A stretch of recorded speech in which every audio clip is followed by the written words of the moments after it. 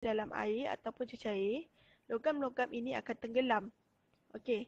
Tapi logam seperti lithium, natrium dan juga kalium, okay, logam ini sangat ringan. Jadi kamu boleh tengok dia terapung dalam minyak ini.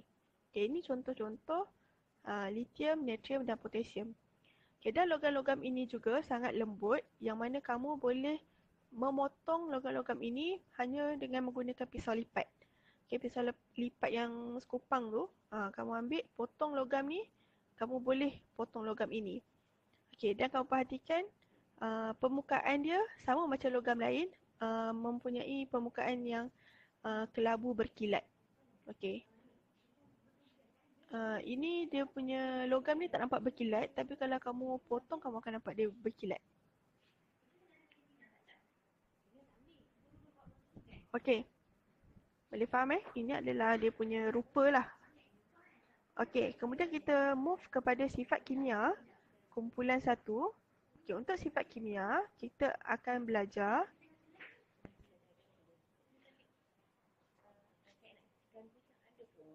apa?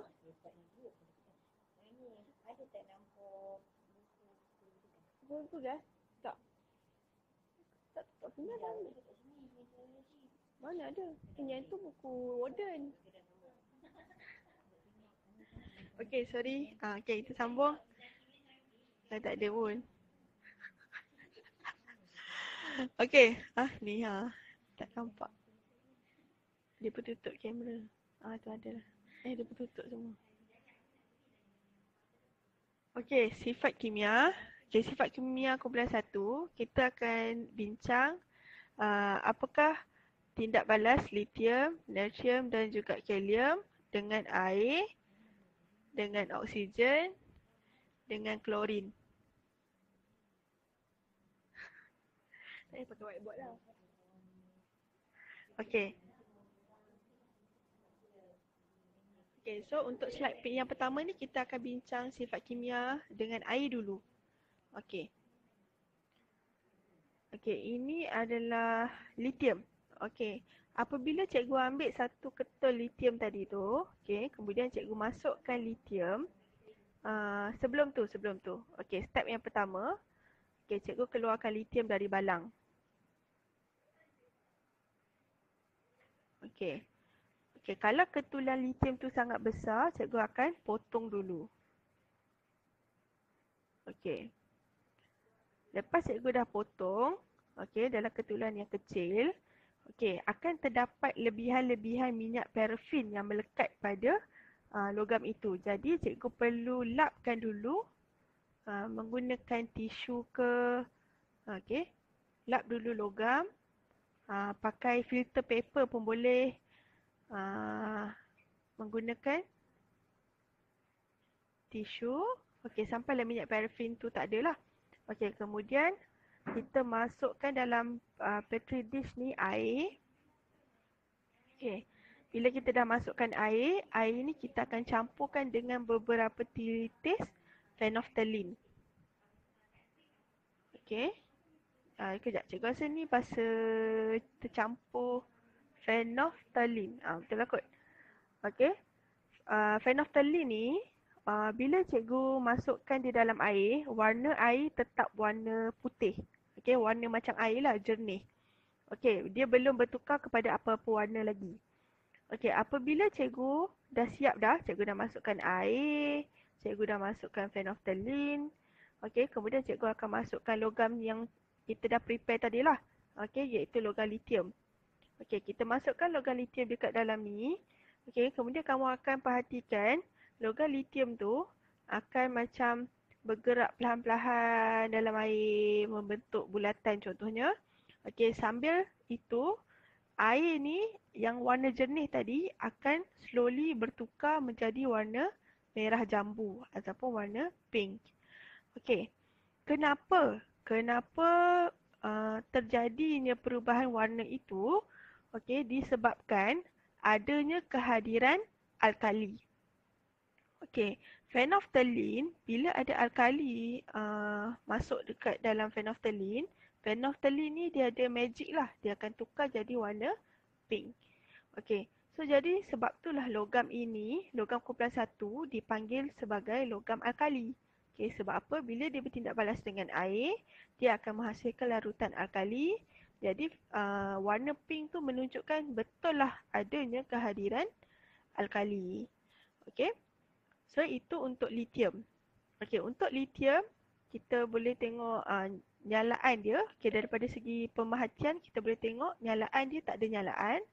Kemudian pergerakan dia, pergerakan logam ni dalam air agak perlahan. Okey, kemudian kita tengok pula natrium. Okey, natrium pun sama, step macam tadi. Okey, kita bawa keluar natrium daripada balang. Kalau besar kita potong dulu. Okey, kalau dah potong kita keringkan minyak menggunakan tisu ataupun kertas turas ataupun filter paper. Okey, lepas tu kita sediakan bekas, letak air, letak phenolphthalein. Kemudian barulah kita masukkan logam. So apabila kita masukkan logam, tindak balas pada air, kita akan nampak perubahan yang sama macam lithium, iaitu daripada air warna jernih, okey, tukar jadi warna pink. Sebab apa? Ataupun merah jambu. Sebab apa? Natrium juga logam alkali. Okay, maka dia apabila dia bertindak balas dengan air, dia juga akan menghasilkan larutan alkali. Okey. Sama sahaja macam lithium. Okey, cuma dekat sini apa yang berbeza adalah dia punya nyalaan. Okey, natrium dia sedikit reaktif berbanding lithium. Okey, jadi nyalaan akan ada nyalaan. Dan kamu kalau jawab soalan kena nyatakan apakah warna nyalaan tersebut. Okey, warna dia adalah merah jingga. Okay, merah dash jingga. Okay, macam lampu pelita tu. Pernah tengok tak lampu pelita? Okay, jadi kamu akan nampak nyalaan ni dan pergerakan. Okay, pergerakan natrium dalam air juga semakin laju berbanding lithium. Sebab natrium lebih reaktif berbanding lithium. Okay, so ini adalah natrium. Kita tengok yang terakhir ialah kalium. Okey, sama juga macam step dia, sama macam lithium dan natrium. Cuma kalium ni kita kena ambil extra precaution. Okey, kalau ikutkan untuk kalium ni kamu sebagai pelajar tidak dibenarkan pun membuat. Hanya cikgu sahaja akan membuat demo dalam kelas. Sebab kalium ni dia sangat-sangat reaktif. Kalau kamu potong terlalu besar, boleh pecah bekas ni sebab letupan berlaku. Okey, so sama sahaja step, cikgu takkan ulang. Okay, cikgu cuma nak mention tentang nyalaan dia. Okey, kalau tadi nyalaan dia adalah merah jingga, sekarang ni nyalaan dia adalah warna ungu. Okey, kalau bahasa Inggeris dia warna dia ialah lilac. Warna lilac ya. Dia tak adalah ungu sangat. Dia warna macam ungu nak putih-putih sikit macam tu. Okey, nyalaan dia warna ungu.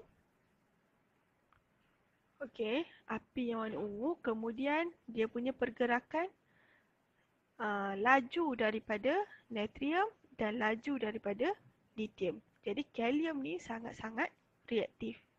Okey. Okey, dekat sini cikgu ada sediakan link. Link ni dekat dalam buku teks pun sebenarnya dia ada bagi link. Okey, nanti kamu boleh klik dan tengoklah macam mana pergerakan tu. Mungkin daripada gambar ni kamu tak dapat tengok pergerakan. Okey. Alamak. Okey, kalau tak sempat nanti cikgu off dan cikgu on balik . Okey, kita tengok dia punya persamaan kimia pula. Okey, untuk air. Okey, ini ialah logam lithium. Ini adalah air. Lithium campur air akan menghasilkan larutan alkali dan hidrogen. Okey, tadi cikgu sebut kenapa larutan tadi bertukar jadi warna pink. Okey, inilah sebabnya. Sebab adanya kehadiran LiOH. Okey, LiOH ni adalah nama dia ialah lithium hydroxide. Okey. Li ni adalah lithium, OH ni hydroxide. Okey. Apabila logam bergabung dengan hidroksida, dia akan membentuk satu sebatian alkali. Okey, akan membentuk satu sebatian yang kita bila dia menjadi larutan, dia adalah alkali. Jadi mana datang warna pink tadi tu disebabkan kehadiran sebatian ini. Okey, kita baca sikit. Okey, logam alkali bertindak balas dengan air. Logam alkali bertindak balas dengan air. Okey, akan menghasilkan larutan hidroksida. Okey, dan juga gas hidrogen. Okey, kita cuba buat untuk Na. Okey, kita Na logam alkali bertindak balas dengan air. Okey, akan menghasilkan larutan hidroksida. Jadi kalau dekat sini NaOH lah. NaOH. Dan juga gas hidrogen. Okey, kalau kalium campur dengan air, okey, akan menghasilkan KOH tambah dengan gas hidrogen. Okey. Okey, cikgu harap kamu fahamlah kenapa sini kita tukar Na, kalium, kat sini kita tukar K. Li dan Li. Okey, simple je. Okey, cikgu teruskan. Okey, untuk oksigen sebenarnya tindak balas dia lebih kurang macam air, cumanya kita tak pakai petri dish macam tadi, kita ada setup lain. Okey, setup ni adalah kita akan letak dalam balang gas. Di dalam balang gas ni akan ada sudu. Okey, kita akan letak logam dalam sudu ni. Kemudian kita akan nyalakan api. Okey, kita akan nyalakan api dan telangkupkan. Kejap. Okey, kita akan bakar logam ni dalam balang gas bersama-sama oksigen. Okey, tapi dia punya pemerhatian tu lebih kurang. Okey, untuk lithium nyalaan dia paling malap. Okey, natrium nyalaan sedikit terang dan warna merah jingga. Manakala kalium nyalaan dia warna purple dan juga dia punya nyalaan dia sangat besar berbanding lagi dua ni. Okey, kita tengok pada persamaan. Okey, lithium bertindak balas dengan oksigen menghasilkan lithium oksida. Okey, logam alkali apabila kita bakar tu maksudnya kita supply oksigen. Okey, maka pepejal putih akan terbentuk. Pepejal putih tu adalah oksida logam. Kenapa dia panggil oksida logam? Oksida logam. Okey. Dan oksida logam ini dia kalau dalam mata kasar kita akan nampak dia pepejal putih. Macam tepung tu lah, macam serbuk tepung tu. Okey. Kemudian untuk kita buktikan betul ke lithium ni adalah alkali, boleh menghasilkan larutan alkali, kita akan ambil oksida logam ni campur pula dengan air. Okay, kita boleh buat set up macam tadi. Kita letak petri dish, letak air, kemudian kita letak logam oksida. Okey, kemudian air ini kalau kita letak phenolphthalein, air ni akan bertukar jadi warna pink. Sebab apa? Sebab Li2O bila bertindak dengan air, dia akan menghasilkan larutan hidroksida. Sama macam tadi. Okey. Sama juga macam Na. Okey, Na apabila kita bakar dia dalam oksigen, kita akan dapat natrium oksida. Okey.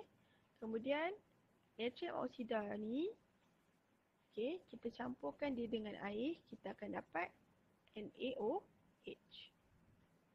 Okey, sama juga macam K, kita campur dengan oksigen, kita akan dapat kalium oksida. Kemudian kalium oksida, kita campur dengan air, kita akan dapat KOH. NaOH, KOH. Okey, kita teruskan dengan klorin. Okey, klorin, NaCl, Na campur Cl2 dapat NaCl. Cl2 adalah gas klorin. Okey, untuk gas klorin setup dia sama macam oksigen. Kita akan guna balang gas dan kita akan masukkan gas klorin dalam ni. Kita akan letak sudu. Okey, lepas tu dalam sudu ni kita akan letak logam. So apabila Na